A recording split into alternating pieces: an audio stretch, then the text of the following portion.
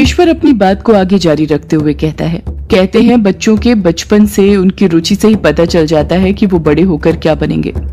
और मुझे तो इस छोटे से बच्चे की आंखों में अभी से इसका भविष्य दिखाई दे रहा है। देखना, इसे किताबें पढ़ने लिखने का बहुत शौक होगा। बड़े होकर या तो ये कोई कवि बनेगा या बड़ा सा लेखक। कवि बने न बने पर लेखक जरूर बनेगा, और सब इसे लेखक बाबू के नाम से पुकारेंगे। इसको देखकर कहेंगे, देखो लेखक बाबू आ गए। दिलीप ईर्ष्या भरी निगाहों के साथ उस छोटे से बच्चे को देखकर अपने अंदर गुस्सा भरे जा रहा था, जो आगे चलकर चिंगारी का काम करने वाला था। दिलीप को यही देखकर बुरा लग रहा था कि अनजान बच्चे को ब्रिजेश्वर ने बिना कोई रिश्ते के अपना पेन दे दिया था। वो पेन जिसे ब्रिजेश्वर हमेशा अपने पास रखता था। उसी पेन को छूने पर दिलीप को मार खानी पड़ी थी। वैजयंती मुस्कुराते हुए कहती है, आप ना दिलीप के पापा बड़े सपने देखते हैं, ऐसे सपने नहीं देखना चाहिए। ब्रिजेश्वर अपने चेहरे पर मुस्कान रखते हुए ही कहता है, सपने नहीं देख रहा हूँ वैजयंती, मैं तो सच्चाई बता रहा हूँ। और वैसे भी जब तक सपने देखेंगे नहीं तब तक वो सच कैसे होंगे। वैजयंती कहती है, दिलीप के पापा सपने तो तब सच होंगे ना जब आप ईश्वर की आराधना करेंगे। आप ना पहले ही देर कर चुके हैं, जाइए और जाकर पूजा कीजिए। ब्रिजेश्वर उस बच्चे को वैजयंती की गोद में पकड़ाता है और खुद पूजा करने चला जाता है। वैजयंती उस बच्चे को प्यार से दुलारने लग जाती है। ये देखकर दिलीप के मन में उस छोटे से बच्चे के खिलाफ और ईर्ष्या भर जाती है। एक हफ्ते बाद ब्रिजेश्वर और वैजयंती दोनों ही हॉल में बैठे हुए थे। दोनों ही उस छोटे से बच्चे के साथ खेल में मग्न थे। दोनों ही बच्चे का लाड़ दुलार कर रहे थे। उस बच्चे ने अपने हाथ में अभी भी काला पेन पकड़ कर रखा हुआ था। वो ज्यादातर उस पेन को अपने हाथ में पकड़े रहता था। वो बच्चा जब भी रोता, वैजयंती उसके हाथ में पेन थमा देती और वो बच्चा रोना बंद कर देता, जैसे वो पेन उसकी जान हो। वो बच्चा इतना प्यारा था कि एक हफ्ते के अंदर ही उसने ब्रिजेश्वर और वैजयंती दोनों के मन को मोह लिया था, अपनी तरफ पूरी तरह से मोहित कर लिया था। दिलीप वहीं पर था, जो उस छोटे से बच्चे को देखकर आग बबूला हो रहा था। वो एक हफ्ते से यही सोच रहा था कि कब उस बच्चे के माँ बाप के बारे में पता चलेगा और कब वो ग्रेवयार्ड कोठी से जाएगा। वो उस बच्चे का वहां से जाने का इंतजार कर रहा था, क्योंकि ब्रिजेश्वर तो पहले ही दिलीप के प्रति कुछ सख्त था। अब वैजयंती भी होने लग गई थी। दिलीप को अपने प्रति वैजयंती का प्यार कम होते हुए दिखाई देने लग गया था। वैजयंती ज्यादा से ज्यादा वक्त उस छोटे से बच्चे के साथ बिताती थी। उसे पराये की तरह नहीं बल्कि अपने बच्चे की तरह रखती थी। वैजयंती ब्रिजेश्वर से कहती है, दिलीप के पापा, आपको इस बच्चे के माता पिता के बारे में कुछ पता चला? ब्रिजेश्वर मायूसी के साथ कहता है, अभी तक तो नहीं वैजयंती, बल्लू से बोला है मैंने, वो पता कर रहा है। वैजयंती कुछ हिचकिचाते हुए कहती है, मैं सोच रही थी क्यों ना हम इस बच्चे को गोद। वैजयंती इसके आगे कुछ कहती उससे पहले ही बल्लू मालिक मालिक पुकारते हुए ग्रेवयार्ड कोठी के अंदर घुसे चला आता है, जिस कारण वैजयंती अपनी बात पूरी नहीं कर पाती है और बीच में ही रुक जाती है। बल्लू बहुत डरा हुआ और घबराया हुआ लग रहा था। वो पूरी तरह ऊपर से लेकर नीचे तक पसीने से लथपथ था। उसके माथे पर डर की कई सारी लकीरें दिखाई दे रही थी। बल्लू फिर ब्रिजेश्वर को पुकारते हुए कहता है, मालिक मालिक सुनिए। ब्रिजेश्वर मुंह बनाते हुए कहता है, क्या है बल्लू, तेरे सामने हूँ फिर भी मुझे ऐसे पुकारे जा रहा है जैसे मैं यहाँ पर हूँ ही नहीं। तुझे मैं दिखाई नहीं दे रहा हूँ क्या? बल्लू पलटकर कुछ नहीं कह पाता है, शर्म से अपना सिर नीचे झुका लेता है। ब्रिजेश्वर बल्लू के हाव भाव समझते हुए कहता है, क्या हुआ, तू इतना घबराया हुआ क्यों है? बल्लू सब ठीक तो है ना?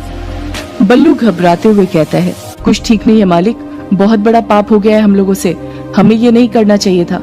मैंने तो आपको आगाह भी किया था उस वक्त, पर आप नहीं माने।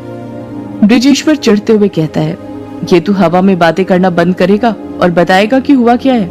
बल्लू कुछ कहने ही वाला था कि तभी उसकी नजर ब्रिजेश्वर के बगल में बैठी वैजयंती पर पड़ती है और वो देखता है कि वैजयंती उसे अपने सीने से चिपकाए जा रही थी। बल्लू ब्रिजेश्वर के सामने अपनी बात रख ही रहा था कि तभी वो देखता है कि वैजयंती ने अपनी गोद में उस बच्चे को पकड़ कर रखा हुआ था और वो उसकी मालिश करने की तैयारी कर रही थी। बल्लू हड़बड़ाहट के साथ कहता है, इसको नीचे रख दीजिए मालकिन, नीचे रख दीजिए, दूर रखिए इसे, दूर रखिए इसे अपने आप से और छोटे मालिक से भी। जैसे ही बल्लू ये बात बोलता है, वहां पर मौजूद दिलीप भी बल्लू की बातें गौर से सुनने लग जाता है। वैजयंती भी बल्लू पर चिढ़ते हुए कहती है, तू सुबह सुबह भांग खा के तो नहीं आ गया है ना? बल्लू, ये कैसी बातें कर रहा है तू मेरे बच्चे के बारे में? ऐसा क्यों बोल रहा है? मैं इसे अपने आप से दूर क्यों करूं भला? इतना कहकर वैजयंती उस बच्चे को अपनी गोद से उठाकर अपने सीने से सटा लेती है। बल्लू घबराते हुए कहता है, ये आपका बच्चा नहीं है मालकिन, इसे आप अपना बच्चा मत कहिए, ये सही नहीं है, ये गलत है, ये तो। इतना कहकर बल्लू चुप हो जाता है। वो मन ही मन कुछ सोचता है और अगले ही पल हड़बड़ाहट के साथ ब्रजेश्वर से कहता है, मालिक मुझे आपको कुछ बताना है, बहुत ही जरूरी बात है।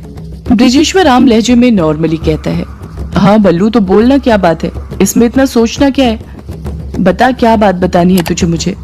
बल्लू अपनी नजरें ब्रजेश्वर पर रखते हुए भारी आवाज में कहता है, गुप्त बात है मालिक। जैसे ही बल्लू ये बात बोलता है ब्रजेश्वर अपनी जगह पर से उठ जाता है। अक्सर बल्लू और ब्रजेश्वर के बीच गुप्त बातें चलती थी, ऐसी गुप्त बातें जो वैजयंती को कभी पता नहीं चल पाती थी। वो बातें या तो गांव के सिलसिले में होती थी या फिर आने वाली मुसीबतों के। वो गुप्त बातें ब्रजेश्वर कभी वैजयंती को नहीं बताता था और वैजयंती ने भी कभी पूछने का साहस नहीं किया था। ब्रजेश्वर कई बातें वैजयंती से छुपा कर रखा करता था, जिसका एक कारण ये था कि वैजयंती दिल की मरीज थी। अगर वो किसी बात को लेकर ज्यादा सोचती थी तो उसकी तबीयत खराब हो जाती थी। कई बार तो ब्रजेश्वर को उसे आधी आधी रात में अस्पताल लेकर भागना पड़ा था। बल्लू और ब्रजेश्वर दोनों ही तुरंत एक कमरे के अंदर जाते हैं और उसे अंदर से बंद कर देते हैं। उन दोनों के बीच करीब करीब आधे घंटे तक बातें चलती रहती हैं, जैसे किसी बात को लेकर बहस चल रही हो। दिलीप जानबूझकर उस दरवाजे के पास जाकर खेलने का नाटक करने लग जाता है ताकि अंदर की गुप्त बातें सुन सके, पर उसे कुछ सुनाई नहीं दे पाता है। उस वक्त उसके कान उतने तेज नहीं थे जितने बड़े होने पर हो गए थे। वैजयंती इतना तो समझ गई थी कि कमरे के अंदर बल्लू जरूर उस छोटे से बच्चे के बारे में ही कुछ बता रहा होगा, पर क्या, ये उसे नहीं पता था। यही सोच सोच कर वो घबराई जा रही थी कि बल्लू आखिर ब्रजेश्वर को क्या बता रहा होगा। उसने आज सोच लिया था कि जैसे ही ब्रजेश्वर बाहर आएगा वो उससे पूछकर रहेगी कि उसके और बल्लू के बीच क्या गुप्त बातें हुई, चाहे फिर आज उसका अंजाम कुछ भी हो। आधे घंटे बाद जब ब्रजेश्वर और बल्लू बाहर निकलते हैं तो ब्रजेश्वर के चेहरे पर तो मुस्कान थी, पर बल्लू के चेहरे पर अभी भी मातम छाया हुआ था। एक डर था, ऐसा लग रहा था जो वो चाहता था वो नहीं हुआ था। ब्रजेश्वर ने उसकी बात नहीं मानी थी।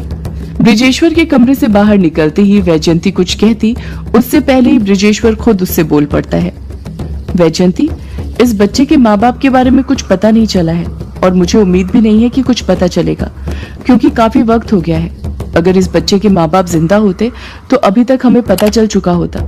वैजयंती चुप खड़ी रहती है, चुपचाप ब्रजेश्वर की बातें सुनती रहती है।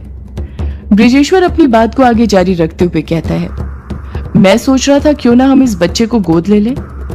जैसे ही ब्रजेश्वर ये बात बोलता है वैजयंती खुशी से फूली नहीं समाती है, वो अंदर ही अंदर खुश होने लग जाती है।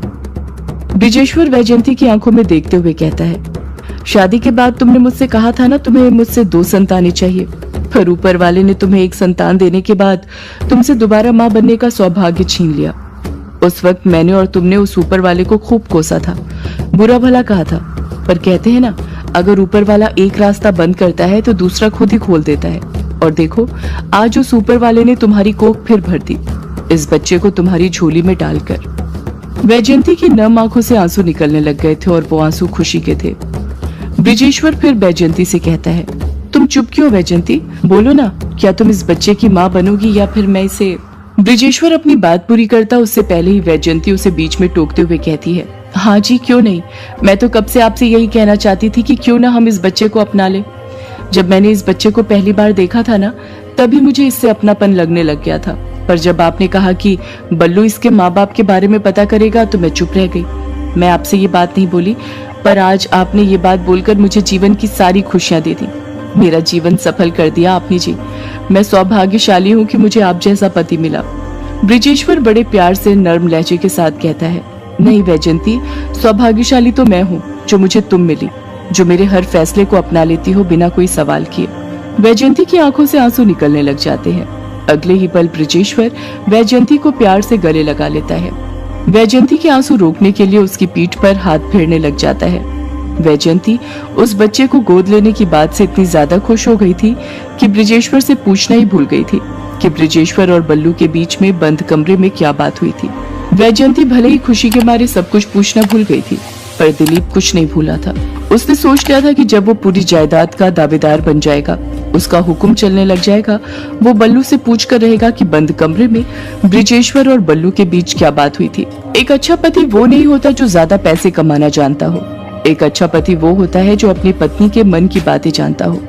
और ब्रिजेश्वर एक बहुत अच्छा पति था। आज उसने ये बात साबित कर दी थी। ब्रिजेश्वर ने वैजयंती को अभी भी अपने गले लगाकर रखा हुआ था। वैजयंती उसके गले मिलकर ही उससे बातें करते जा रही थी। वैजयंती कहती है, हम इससे भी उतना ही प्यार करेंगे जितना दिलीप से करते हैं। इसे कभी इस बात का एहसास नहीं होने देंगे कि ये हमारी सगी औलाद नहीं है। इसने मेरी कोख से जन्म नहीं लिया है। ब्रिजेश्वर हामी भरते हुए कहता है, हाँ क्यों नहीं वैजयंती, हम इसे हमारी औलाद की तरह ही पालेंगे। हम इसे हमारी पहचान देंगे। वैजयंती बाहों के आगोश से दूर हटते हुए कहती है, पहचान देने के लिए तो नाम देना जरूरी है ना, और अभी तक तो हमने इसे कोई नाम ही नहीं दिया है। ब्रिजेश्वर तुरंत कहता है, वैजयंती हम इसे नाम तो दे चुके हैं, और कितनी बार देंगे। वैजयंती मुंह बनाते हुए कहती है, नाम दे चुके हैं? क्या नाम दिया है हमने इसे दिलीप के पापा? ब्रिजेश्वर मुस्कुराते हुए कहता है, लेखक बाबू, और क्या, यही तो नाम दिया था मैंने इसे। देखो अभी भी मेरा पेन इसने पकड़ कर ही रखा है। कैसे खेल रहा है इसके साथ हमारा लेखक बाबू। वैजयंती कहती है, दिलीप के पापा, ये भी भला कोई नाम होता है? ये तो वो नाम है जो इंसान के कर्मों से उसे मिलते हैं, और अब ये बड़े होकर क्या कर्म करता है वो तो वक्त ही बताएगा। ब्रिजेश्वर कहता है, मैं कह तो चुका हूँ ये बहुत बड़ा लेखक बनेगा, देख लेना तुम। मैं इसकी आंखों में इसका भविष्य देख चुका हूँ। वैजयंती कहती है, दिलीप के पापा आप ना ये सब छोड़िए, अभी हमें इसे वो नाम देना है जो माँ बाप देते हैं, तो बताइए क्या नाम दे इसे। ब्रिजेश्वर मुंह बनाते हुए कहता है, अगर मैं इसका बाप हूँ तो तुम भी तो इसकी माँ हो, तो फिर तुम ही कोई नाम क्यों नहीं दे देती अपने बेटे को। वैजयंती कुछ सोचते हुए कहती है, क्या नाम रखूं मैं अपने बेटे का? क्या नाम रखूं? हाँ, अनुराग। आज से मेरे इस बेटे का नाम अनुराग है। ब्रिजेश्वर पूछता है, अनुराग? अनुराग क्यों भला? क्या मैं जान सकता हूँ तुम अपने इस बेटे का नाम अनुराग क्यों रखना चाहती हो? वैजयंती जवाब देती है, क्योंकि अनुराग का मतलब होता है प्रेम, स्नेह, भक्ति, उपासना, लगाव। और देखना, मेरा बेटा सारी दुनिया में प्रेम फैलाएगा, हर कोई उससे लगाव करेगा, दुनिया में बड़ा नाम कमाएगा और हमारा भी नाम रोशन करेगा। वैजयंती की ये बात ब्रिजेश्वर के मन को भा जाती है, और वो भी उस बच्चे का नाम अनुराग रखने के लिए राजी हो जाता है। वैजयंती अनुराग और दिलीप को देखते हुए कहती है, आज से मेरे 2 बेटे हैं, एक दिलीप और दूसरा अनुराग। वैजयंती के मुंह से ये बात सुनते ही दिलीप गुस्से के साथ ईर्ष्या दृष्टि से अनुराग को घूरने लग जाता है। अगर तुम लोग नए हो तो सब्सक्राइब करो, वो जो लाल वाला बटन है उसके साथ सूर्य नमस्कार करो या फिर अनुलोम विलोम, मुझे नहीं पता, बस क्लिक हो जाना चाहिए। अब मैं भी जा रहा हूं, मुझे बच्चों को गाली सिखानी है। बाय।